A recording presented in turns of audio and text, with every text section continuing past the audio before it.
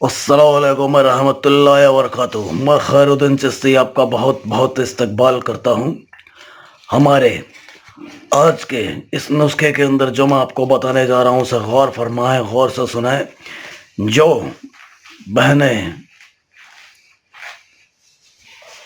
मतलब क्या है कि जैसे एक तकलीफ में है, जैसे जो मर्द तकलीफ में है वो इसे आजमा सकते हैं।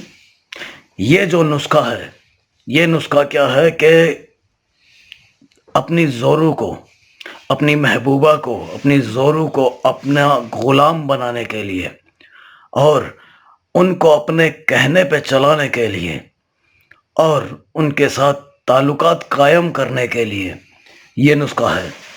अगर आपके ताल्लुकात कायम नहीं हो पा रहे हैं अपनी महबूबा के साथ, अपनी जोरू के साथ, अपनी बेगम के साथ, तो आप इस नुस्खे का इस्तेमाल करें। ये नुस्खा बहुत ही बेहतरीन है और बहुत ही जल्द काम करने वाला है।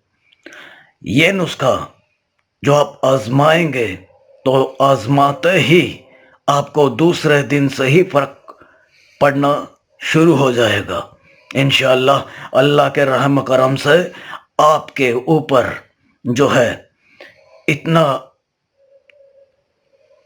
इतना ज़्यादा इसका जो है वो पड़ेगा असर कि आप जो है वो खुद हैरान हो जाएंगे। अगले दिन से ही आपको, अगले दिन से ही इसका जो है वो असरात हैं वो मालूम हो जाएंगे इंशाअल्लाह।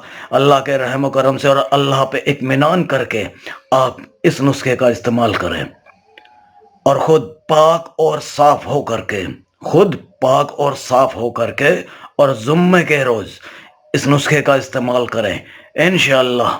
अगले रोज़ से ही आप देखेंगे कि आपकी जो जोरू है, आपकी जो महबूबा है, आपकी जो बेगम है, वो कैसे आपके साथ हम बिस्तर होने को बेताब होती है।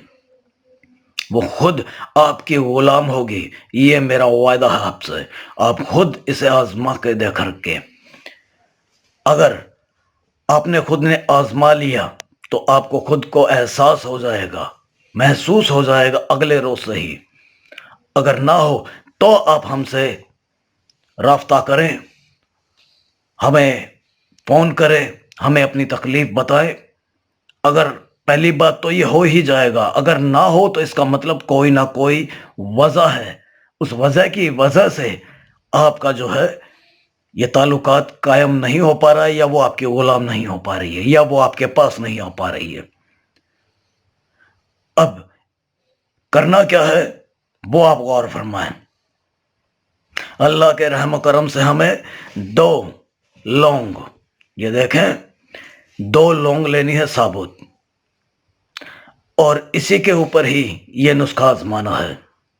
2 लौंग साबुत लेकर के, और इन लौंग का क्या करना है, दोनों लौंग को अपने हाथ में लेकर के अपनी मुट्ठी में कैद कर लेना है। दोनों लौंग अपनी मुट्ठी में कैद करके अंगूठा ये देखें बाहर रखें, उंगलियां बाहर रखें, अंदर की तरफ ना करें, बाहर रखें, ठीक है। अब इसके बाद में आपको दरूद पाक पढ़ना है। ऐसे तो दरूद पाक बहुत हैं, लेकिन मैं आपको जो है दरूद पाक बता रहा हूं वो छोटी से छोटी दरूद पाक है। सल्लल्लाहु तआला अलैहि वसल्लम, इस दरूद पाक को आपको पढ़ना है और 111 मरतबा, 111 मरतबा इस दरूद पाक को आपको पढ़ना है जुम्मे के रोज, रात के वक्त, जुम्मे के रोज नमाज अदा करने के बाद, इशा की नमाज के बाद आपको ये करना है। और ये ख्याल रहे कि अगले रोज आपको 5 दफा नमाज अदा करनी ही करनी है, वरना इसके जो असरात हैं वो टूट जाएंगे। अगर आपको असरात कायम रखने हैं तो आपको 5 वक्त की नमाज अदा करनी ही पड़ेगी। आप खुद इसे आजमा के देखें इंशाअल्लाह, फिर हमें बताएं। اللہ حافظ.